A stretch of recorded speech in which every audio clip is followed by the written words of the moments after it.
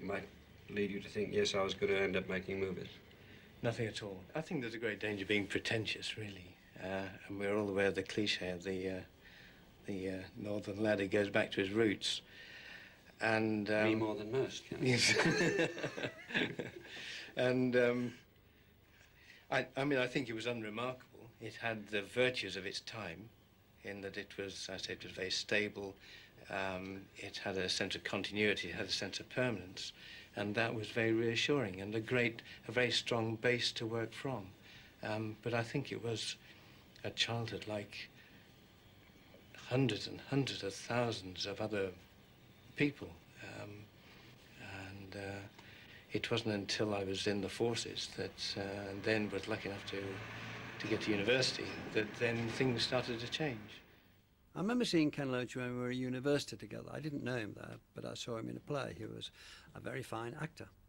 And then next time I saw him was when we both beached up in the BBC. It was the early 60s. It was a time when it seemed a whole new generation of working class, low middle class, mainly men, some women, but mainly men, saw in television a chance to do what they really wanted to do, unrestrained. It wasn't the civil service, it wasn't the teaching profession, it was this new thing called television, where you had lots of freedoms to make television programs that would reach a lot of people. And he had and he still does have, a resolutely warm-hearted and politically profound view of the ills in our society. I worked with him on one film which I commissioned him for the South Bank show, which was to do with the art that came out of the miners' strike. And Ken convinced me that there's a lot of art around at the time of the miners' strike. Well, there wasn't as much as he'd said. So we had this difficulty that basically Ken was making a film about the miners' strike and the iniquity of the government and the police and the way the miners had been treated, and it was a powerful statement. And that was, I was going along with that, but there had to be some art, and we had bits of songs and that, but it was basically, that's what it was, the political film. And he was having a bit of trouble getting films on at that time of serious political nature, so he'd cunningly seen a way in. And we argued an awful lot. And we went to different cuts, and in the end he said, this is it, I'm not going any further. And I said, fine. Thatcher sent McGregor to smash the NUM, break the workers' unity, and I ask you once again, which side are you on? And we made a little film, very modest little film, which cut the songs and the poems, some of which were quite good and some of which I guess were fairly banal, cut them together with shots of what it was like to be in the miners' strike. Well, I thought Which Side Are You On was a very powerful piece of work, but what I also thought as editor of the South Bank show, which does that and not that, was that it was much more of a political film than an arts film. I mean, that's a very crude way to put it, because you and I talked in the cutting rooms again and again and again as we went back and saw cut after cut after cut, wearily late at night, and so on and so forth. But that's what I basically thought. I was also worried about some of the allegations being unproved at the time, but had it come up again, had I been maybe a bit wiser, had we maybe waited 6 months, I would have been pleased to put it out. You and I had a good argument. We didn't fall out about it, so you must put your case now. Well, I mean, it was a report from the front line, and what people were writing about and what they were singing about, of course, were their experiences, and the experiences were getting beaten up in police cells. They were getting their shins kicked in the picket line. They were getting brutalized and taunted by the police. Now, these allegations, of course, were well, the other going on all allegation the that was more serious was that one of the young boys said, look at those so-called policemen. They don't have numbers on their shoulders. Yes. They're supposed to have numbers on their shoulders, so they're not policemen. Yes. They're hired thugs. Yes, now, that was a big allegation. Yes, and we had pictures of police without numbers in the film. That's an unusual sight as well. If you look on his shoulders, he's got numbers. The majority of them, who are not policemen, we believe, have not got numbers. They're supposed to, by law, apparently, wear numbers on the uniform so as you can identify them. There's no numbers there. Was it true is a worry, because maybe they just didn't have numbers on those particular uniforms or something. But by accident, just happened by accident. They didn't have It numbers. wasn't proved Just at the time they were putting the fist in. It wasn't proved at that time. Well, it was proved they didn't have numbers because there was visual evidence. Get off in, you bastard! And ITV didn't want to show it, and Channel 4 showed it. So I got showed, and it was a terrific success, and it won prizes all over the place, and I wish we'd managed to get it onto the South Bank show. Anyway, he continues to make films which are true to his beliefs. It's a remarkably consistent and successful and wholly, wholly admirable record. He became concerned, I think, at what had been a strongly flowing tide towards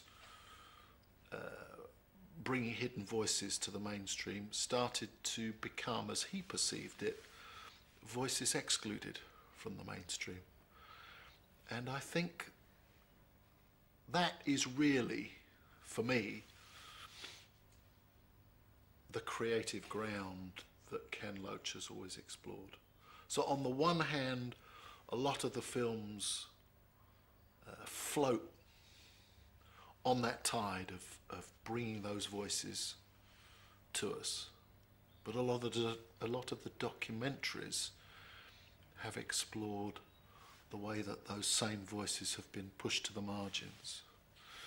And that's become, I think, a more and more pressing concern for him, you know, the older he's got, I would say, from the outside, it seems, you know.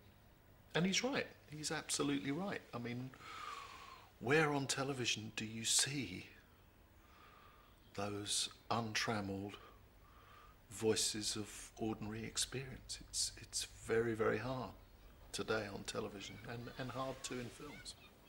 When we spoke to Ken Loach for the South Bank show in 1993, his latest film was Raining Stones.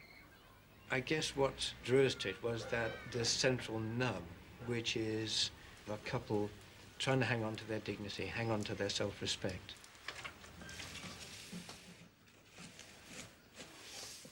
Hiya. Do you still do communion dresses? Yeah, we do. Is it for the little girl? Yeah. Right, okay. Well, do you want me to go through the prices with you first? Please. Okay, do you want a full outfit? Yeah, we do. Right. Our dresses And it start can be from- something really quite bizarre. Things can be falling around your ears, but if you can do one thing that you have a thing about, then you can hold your head up. And in this case, it's having a communion dress for the little girl.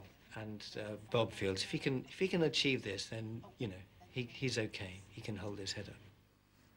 Is that it? Is that it? Yeah. Well, do you want to go and have a think about it? Yeah. Yeah, I think we should. No, there's no point. We'll go for it.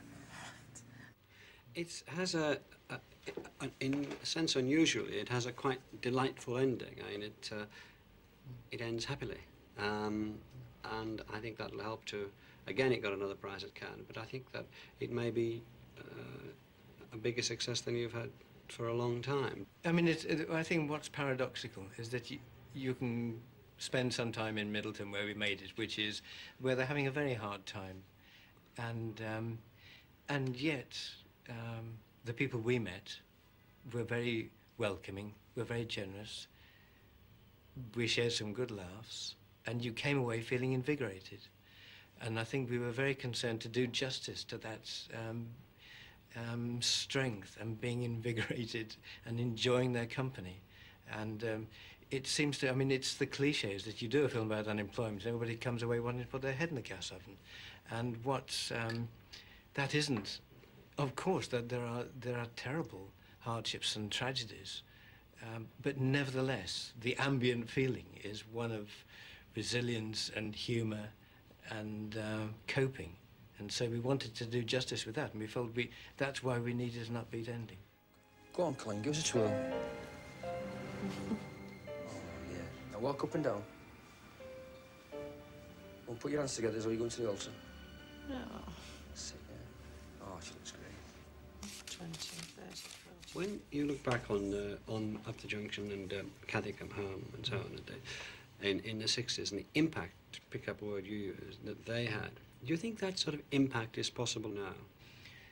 Well, it's clearly more difficult to have. I mean, when people saw Cathy, there were really, as you said, there were only 2 channels and a bit. It's much more difficult just from the numerical point of view to have that impact. But I mean, to take a slightly different point, what is extraordinary and what is endlessly, I suppose, frustrating is the fact that people do make television programs like the one recently, which showed the possible involvement with the British in the planting of the bomb in Dublin, which killed 33 people. And that is, if there's even a prima facie case for that, if there's any evidence, or if that's true, that is deeply, deeply shocking. And Oliver Stone can make a film which, and people have written books that indicate that sections of the American state killed their president. And yet that can happen, and people are outraged momentarily, and then the waves close over it. And that people are then curious as to why there's cynicism. And that, I guess, is the frustration, that we can, these appalling things are shown, and we know about them, and yet it's as though we don't know about them, and I wonder why that is.